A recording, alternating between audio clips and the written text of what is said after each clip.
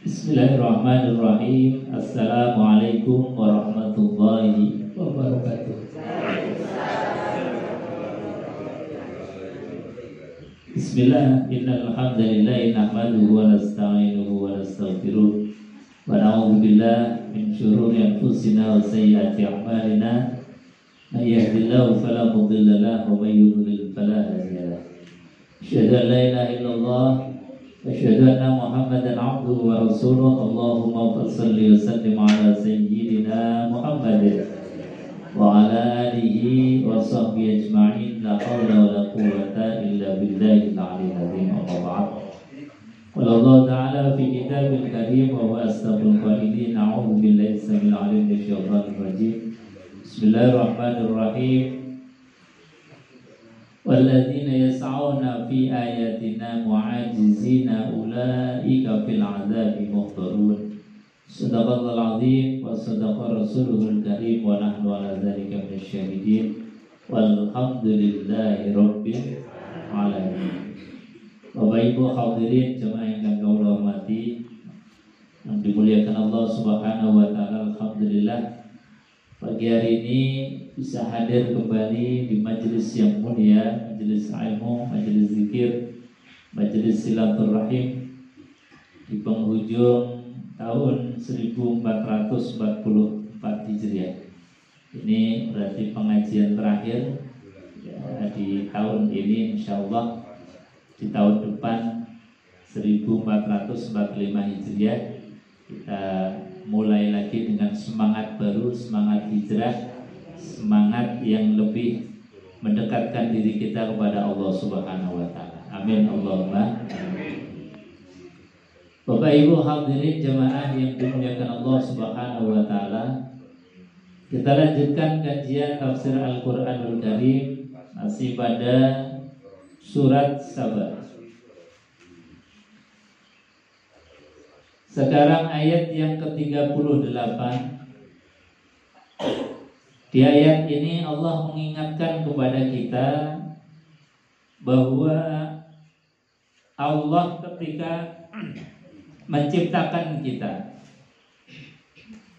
Allah ketika menciptakan manusia sekaligus memberikan rambu-rambu, peringatan-peringatan, ayat-ayat, tujuannya agar kita manusia ini di dalam berjalan menuju Allah ini tidak tersesat.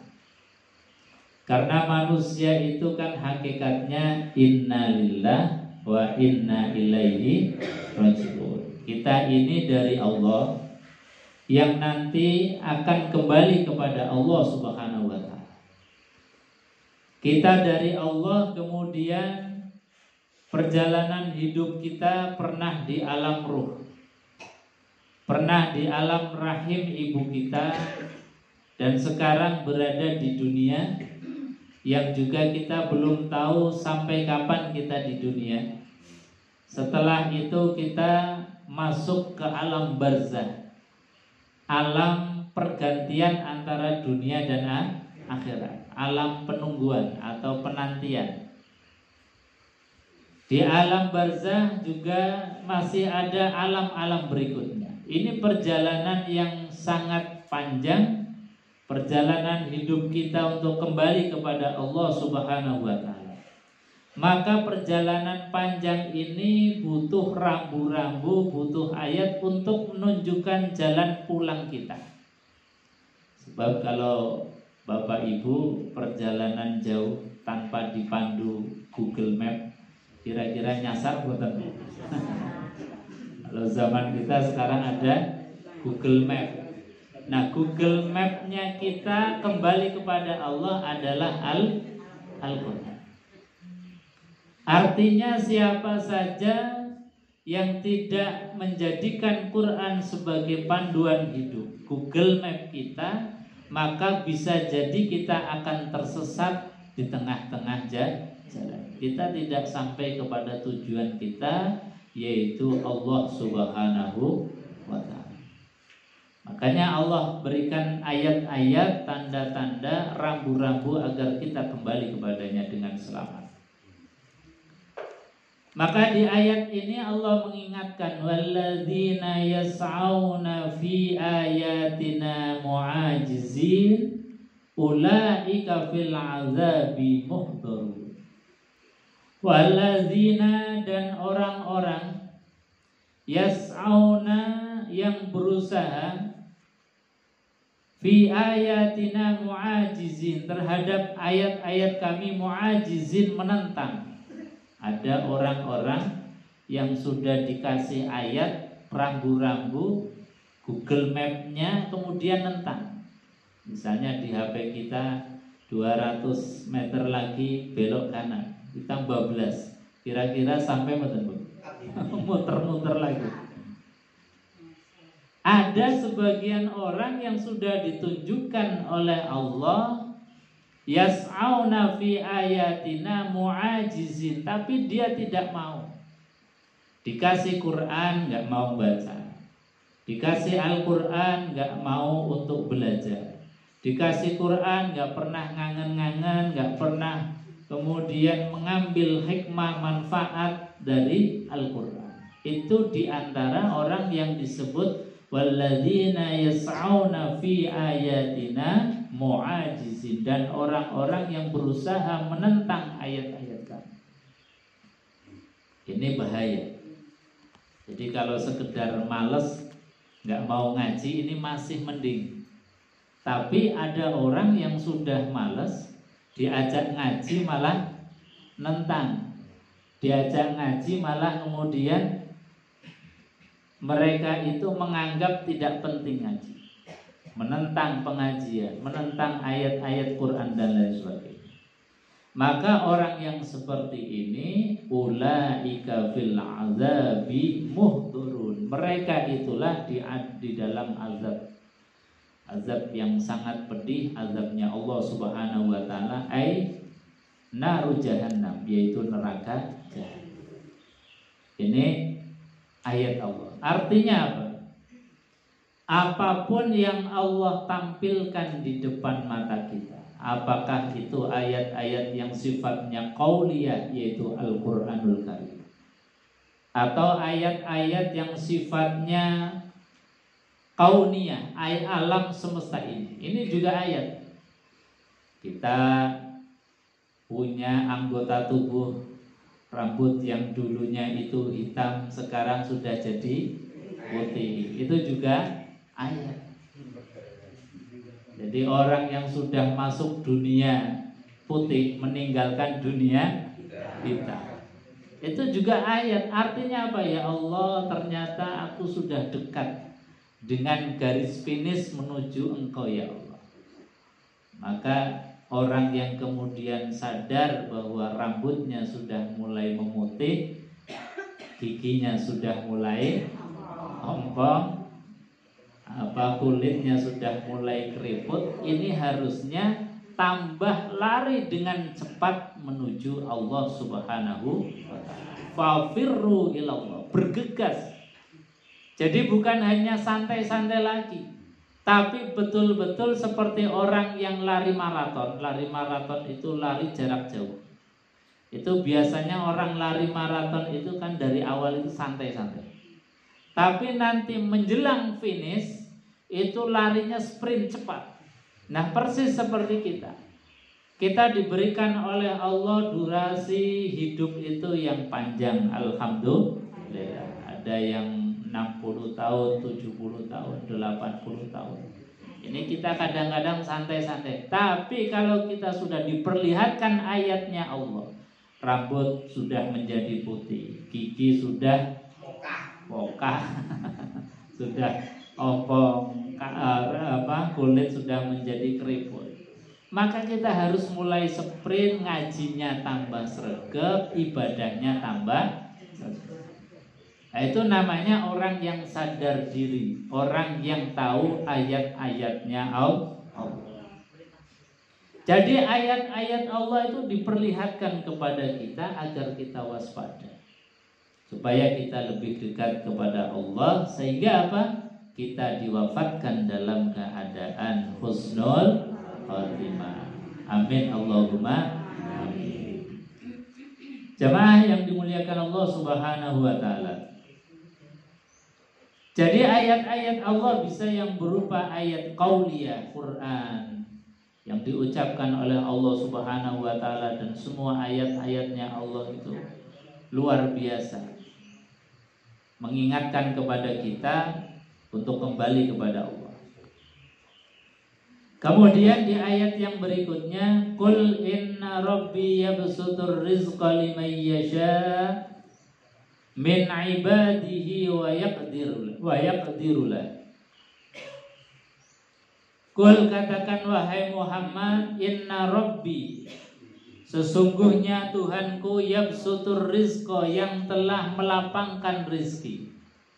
Ini sudah temanya beda. Kalau tadi mengingatkan kita untuk jangan sampai menolak ayat-ayatnya Allah, di ayat ini kita diingatkan tentang rizki, nikmat dari Allah Subhanahu wa taala yang tidak terhingga. Jadi Allah gelar, Allah memberikan rizki, yabsutur rizqa liman yasha, diberikan liman kepada orang yasha yang dikehendaki oleh Allah, siapapun. Ini kudrahnya Allah. Jadi kalau Allah memberikan rizki baik yang beriman maupun yang tidak beriman, yaitu di antara kudrahnya Allah, kuasanya Allah Subhanahu wa taala. Ini bukti bahwa Allah punya sifat yang namanya Ar-Rahman. Sifat apa, Bu? Ar-Rahman. Seperti tadi zikir yang kita baca, Asmaul Husna. Asmaul Husna di antara sifat Allah, Allah punya sifat Ar-Rahman. Apa maknanya? Kasih sayang Allah itu tidak terbatas.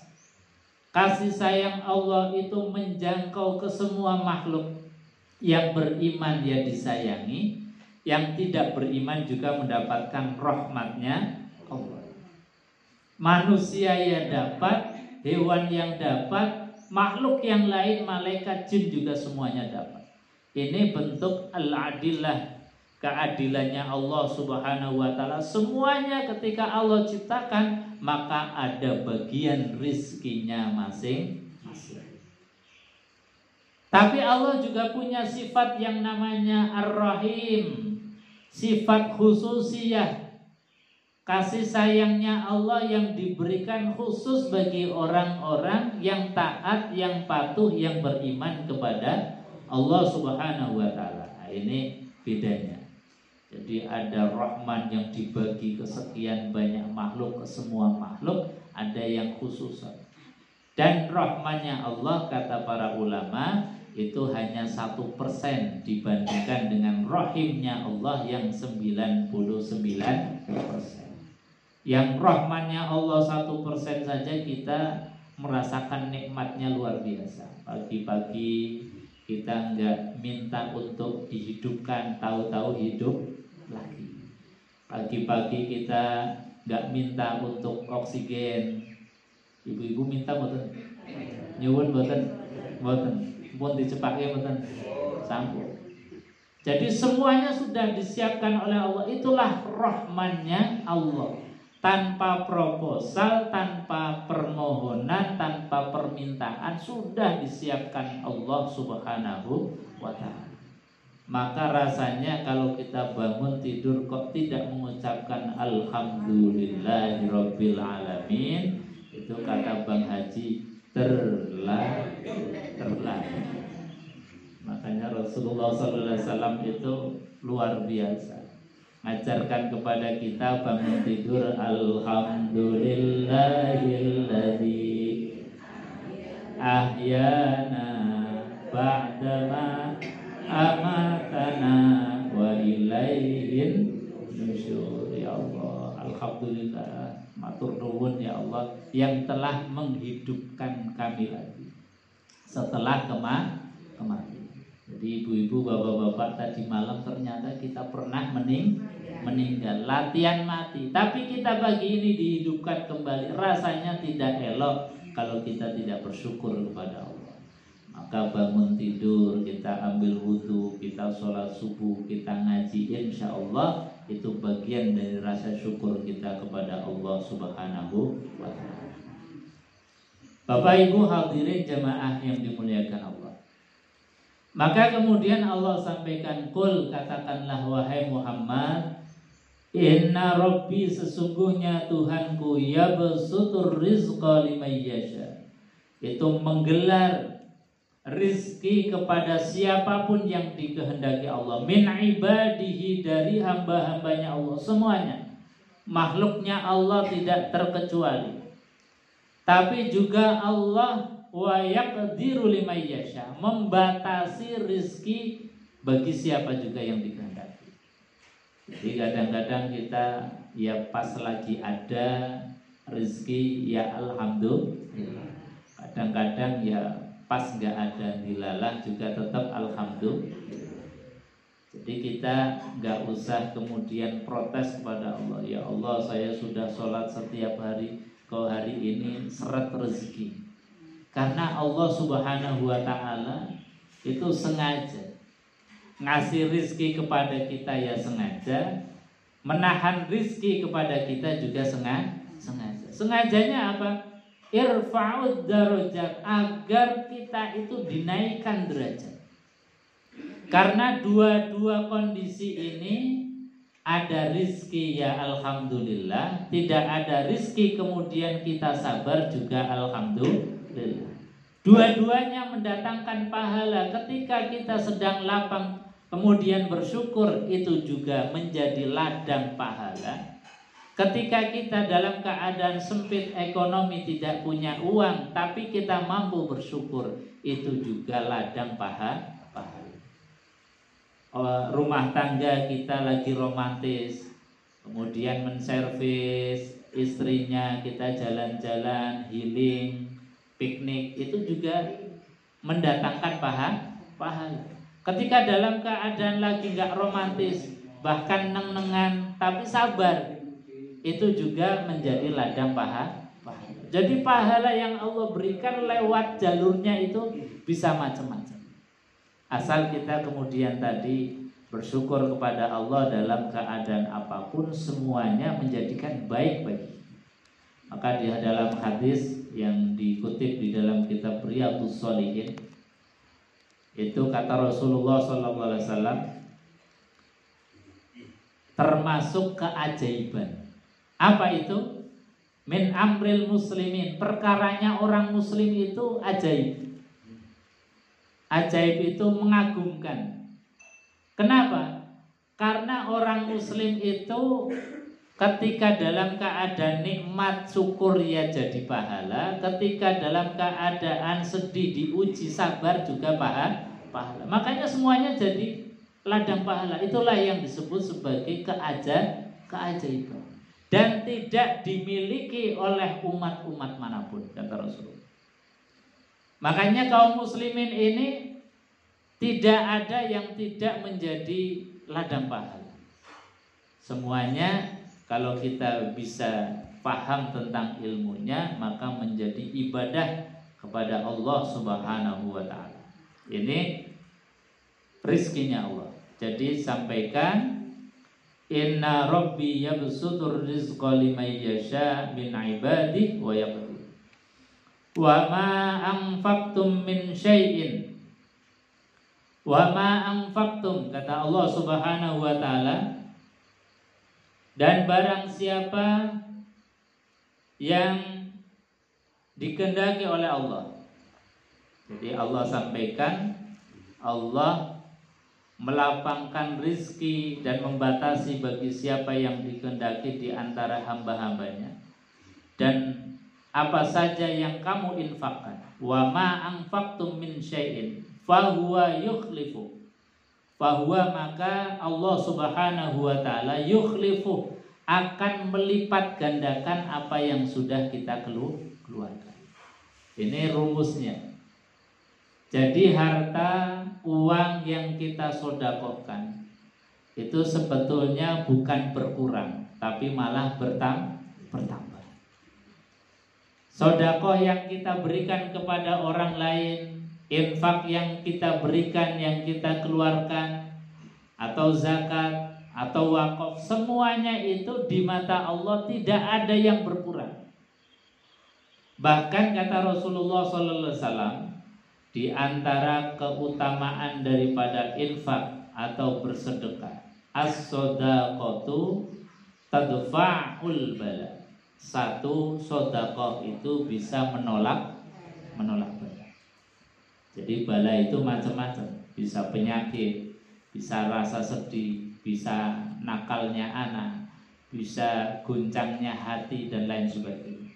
Tapi dengan bersedekah, kita itu ditolak oleh Allah bala-bala yang mungkin akan menimpa kita. Kenapa? Karena biasanya orang yang berinfak sedekah itu artinya orang yang dirinya itu kaya. Jadi orang kaya cirinya adalah orang yang mau berbagi.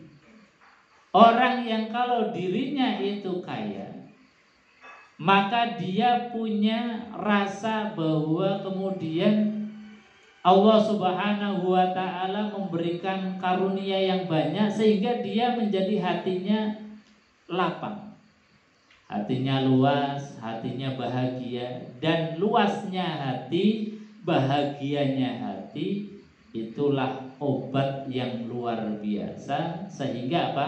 Bisa menolak bahaya-bahaya yang akan menimpa kita. Penyakit dengan hati kita itu gembira, penyakit itu akan menjadi sembuh. Dengan didatangkan oleh Allah Subhanahu wa ta'ala penyakit atau rasa galau di dalam hati, tapi kita kemudian berbagi, itu rasanya kemudian menjadi gembira hati. Nah, gembira hati itulah yang menjadi kunci dari kesehatan zahir maupun kesehatan batin kita. Itu yang pertama, kata Rasulullah, as-shadaqatu tadfa'ul bala. Sedekah itu bisa menolak bala. Yang kedua, as-shadaqatu jalbur rizki. Sedekah itu menarik rizki. Jadi rizki yang mungkin masih jauh, dengan kita bersedekah itu ketarik. Rizki yang masih berada di langit, dengan sedekah maka menjadi turun. Rizki yang masih di perut bumi, dengan bersedekah maka dikeluarkan oleh Allah Subhanahu wa ta'ala. Ini dahsyatnya sedekah. Makanya orang-orang kafir munafik di dalam Quran itu mereka ketika mati itu minta dibangkitkan lagi oleh Allah. Apa yang mereka inginkan? Mereka ingin untuk bisa bersedekah. Bukan ingin sholat, bukan ingin zakat atau haji, tapi mereka keinginan yang pertama adalah bisa bersedekah. Kenapa? Karena sedekah itu luar biasa. Sedekah menjadikan kita berkah hidupnya. Sedekah menjadikan kita berkah hartanya. Sedekah kita bisa menjadikan berkah keluarga kita.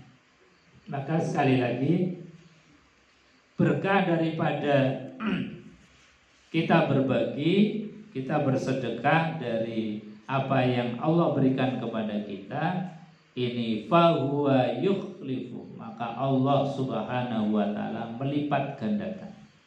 Maka di dalam Quran itu disebutkan matsalul ladzina yunfiquna amwalahum fi sabilillah kamatsali habbatin ambatat sab'a sanabil fi kulli sumbulatin mi'atu habbah wallahu yudha'ifu liman yasha. Jadi kata Allah gambarkan orang yang bersedekah. Sedekah satu itu dilipat gandakannya menjadi 7 butir. Setiap 7 butir menjadi 7 tangkai. Setiap tangkai itu menjadi 700 butir. Bahkan di akhir ayat itu wallahu yudha'ifu liman yasha. Allah melipat gandakan liman yasha bagi siapa saja yang dikehendaki. Artinya apa? Pahala sedekah itu bisa 10 kali lipat, bisa 700 kali lipat, bisa tidak terhingga. Ini sedekah. Maka gambaran sedekah ini yang menjadikan luar biasa. Rasulullah Shallallahu Alaihi Wasallam seringkali mendorong kita untuk bersedekah. Di antaranya misalnya Quran mengajarkan tentang sedekah yang paling utama.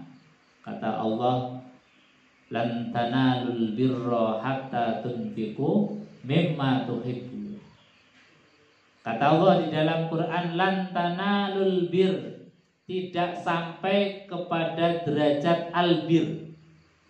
Bir itu kebaikan. Sebagaimana orang haji, biasanya kita doakan untuk menjadi haji mabrur. Mabrur itu asal kata dari birrun, artinya baik. Ciri orang baik disifati sebagai orang yang suka bersedekah. Bahkan Allah sampaikan lan tanalul bir, tidak sampai kepada derajat albir.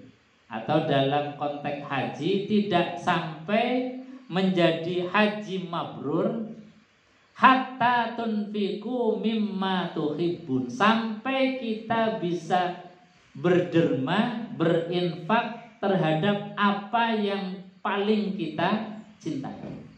Nah, mabrur itu ternyata berat juga. Di antara kuncinya mabrur di ayat ini, lan tanalul bir, tidak sampai kepada derajat albir atau mabrur. Mabrur itu berarti orangnya. Bir itu kebaikan, mabrur itu orang yang baik. Tidak dikatakan sebagai orang yang baik atau kebaikan hatta tunfiku mimma tuhibbun, sampai kita pernah melakukan infak sedekah terhadap sesuatu yang paling kita senang. Itu jadi luar biasa. Kira-kira kita sudah pernah sedekah yang paling kita senangi nggak, Bu? Masih belum ya?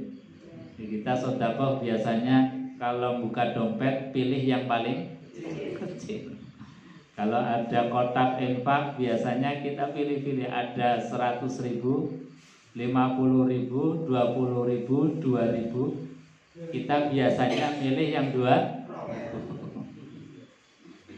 Kalau kita ngikuti Quran itu belum masuk kepada orang yang disifati sebagai mabrur. Jadi kalau kita pernah haji ke Baitullah, kemudian didoakan mudah-mudahan menjadi haji yang mabrur, maka di antara cirinya tadi pernah berinfak terhadap apapun yang paling kita cintai. Nah, meskipun sekali. Jadi kita coba supaya tadi pernah kita menjadi orang yang mabrur. Dan ini berat. Makanya sedekah yang paling utama ya tadi, bersedekah terhadap apa yang kita paling sukai. Maka ketika ayat ini turun, sahabat itu luar biasa. Ada yang kemudian dia punya tanah yang ditanami dengan pohon kurma. Mendengar ayat ini, lan tanalul birra hatta tunfiqu mimma tuhibbun, langsung datang kepada Rasulullah, wahai Rasulullah, saya punya tanah yang di dalamnya ada rumah, yang di rumah itu juga ada orang tua kami. Maka kami serahkan semuanya kepada engkau ya Rasulullah. Sampai sebegitu. Dengan motivasi dari Al-Quran, dari Allah Subhanahu wa Ta'ala. Makanya ini menjadi cita-cita, menjadi jihadnya kita, pernah berinfak terhadap sesuatu yang paling kita cintai, sehingga kita dikatakan sebagai mabrur. Karena Allah mensyaratkan lan tanalul birra hatta tunfiqu mimma tuhibbun, tidak sampai kepada derajat albir sampai kita pernah berinfak terhadap apa yang paling kita cintai. Jadi apapun yang kita keluarkan fahuwa yukhlifu, maka Allah melipat gandakan. Jadi sudah diberikan motivasi yang luar biasa dari Rasulullah, juga dari Al-Quranul Karim tentang bagaimana hebatnya orang yang berinfak, bersedekah. Bagaimana kemudian sedekah itu yang sejatinya menjadi milik kita nanti di akhirat. Harta kita yang kita makan itu akan habis. Harta kita yang kita pakai juga akan lusuh dan akan rusak. Tapi harta kita yang hakiki, itulah harta yang diinfakkan, disedekahkan, kita titipkan, dan nanti di akhirat akan kita jumpai lagi, insya Allah. Bapak Ibu hadirin jamaah yang dimuliakan Allah Subhanahu wa taala. Di akhir ayat ini Allah mensifati wa huwa khairur raziqin. Dialah Allah Subhanahu wa taala sebaik-baiknya pemberi rezeki. Jadi Allah itu maha pemberi rezeki. Kita tidak minta saja sudah disiapkan. Kita tidak berdoa kepada Allah, tidak mengajukan proposal, semuanya sudah kita siapkan. Tinggal kita jemput rezeki dari Allah Subhanahu wa taala untuk sebagai bekal ibadah kita, sehingga kita insya Allah dengan rezeki dari Allah menjadikan kita sa'adah di dunia wa sa'adah fil akhirat, bahagia di dunia dan bahagia di akhirat. Amin Allahumma. Sebelum ditutup mungkin ada yang mau ditambahkan.